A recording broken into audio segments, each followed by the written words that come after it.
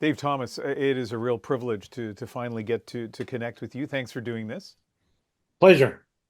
You had a major health setback a few years ago. How are you doing? Oh, I'm better now, but sepsis, don't ever get sepsis. It can kill you. And Yeah, and and I was in hospice as proof of that, and in so much pain. It's horrible. It's yeah. absolutely horrible. And yet, when a friend got in touch with you and invited you to go to Ukraine, not an easy place to get to, not an easy place to get around in, you said yes. How come? Well, I worked with this guy, Andy Bain. We had an animation company together, and excuse me, he owned a animation studio in Kiev, and so we were going to outsource to them, save a lot of money, blah blah blah. Long story short, I got to know the Ukrainians then, and Andy stayed when the war started, and he asked me to come over. He has uh, an organization now, the Ukrainian Freedom Fund, and he's trying to raise money to help these people. And he asked me if I would come and help, and I couldn't say no. I said yeah. So, an ordeal, even just to get to, especially having gone through the health issues that you went through. But when you got there, one of the things you were struck by is how, in some ways, how normal it all seemed. I expected to be a war-torn city, and in fact, people are sitting at outdoor cafes, sipping lattes, and students are lined up for classes at the university, and stores are putting out their wares, things like that. So, what I didn't know as I peeled back the layers and started to interview these people and talk to these people was that there's a very real war going on, and limbs are being lost and lives are being lost, and these people are fighting, but they have this sort of quiet resistance, a way of covering it. They call it sempre de dobre, and it's a kind of everything's going to be all right. There's even a song about it, and they're fighting this war by trying to make life as normal as possible. The most telling example of this was I'd heard about a drone strike on a mall the night before. It happened after midnight, so I got my camera crew ready to go over to the mall. I wanted to see the devastation. By the time I got there, the store owners already had new glass in the windows, cardboard walls up where the walls had been blown out by the drones, and it was just absolutely shocking that I had nothing to shoot when I got there. Yeah, I mean, just so many examples of resilience of character in that country. Um, of all the people you met, is there one that kind of stands out that you can tell us about? There was a communications officer who was in the Ukrainian army, and the Russians are now targeting specific people who fulfill functions that they consider strategic and critical. They'll target them with drones and kill them in their cars or whatever. And they blew this guy up in his car, but didn't kill him. And he said to me, they blew up the wrong half. He lost his legs. We were talking in a bar, and he's in a wheelchair. He said, they blew up the wrong half, but this part of me still works. And he's still fighting the fight in a wheelchair. So I just think that stuck in my head. And, there was another woman who was like evacuating from Mariupol, and her husband was packing up the car, and she was looking out the window. They were ready to leave, that this is Russian occupied territory.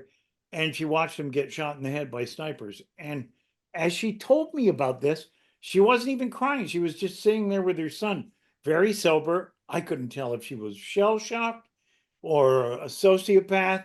You know what I mean? I couldn't tell.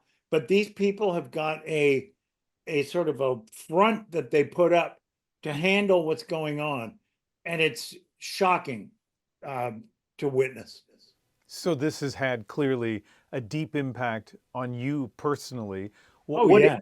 what impact do you hope this trip has on Canadians? Well, at a very sort of a practical level, I'm hoping that I'm able to inspire people to donate to theuff.org and get some funds flowing so that they can get in and help these people. They're doing things like, you know, um, disarming unexploded ordnance in the rubble of buildings that have been blown up.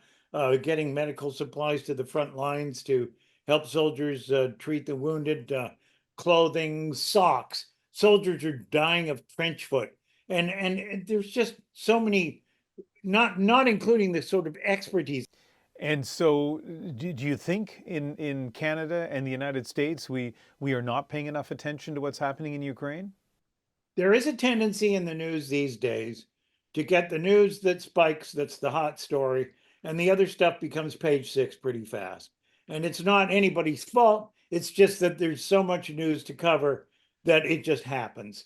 And so, sure, when a war goes on for a long time, as this one has, it does kind of get pushed to the back of the paper. And unfortunately, these people need help on a daily and a recurring basis. And so I wanted to be an advocate for them. One of the reasons that you have this platform is that you used to be a big deal, Dave. It happened so fast, right? I went from page 6 to page 12 in the blinking of an eye. It's terrible. Well, you're still on page 1 in Edmonton at the Ice District, outside the rink where the Edmonton Oilers play. There is a statue of Bob and Doug McKenzie, the characters you and Rick Moranis played. Not a lot of Canadian comics can say there's a statue of them somewhere in the country. Not a lot of people have a statue of them while they're still alive. That to me is the big gift. Yeah, well, listen, Bob and Doug McKenzie were, and only some of our audience may know this, were an incredibly big deal. Okay, good day. Welcome to the Great White North. Go. Go again. Beautiful.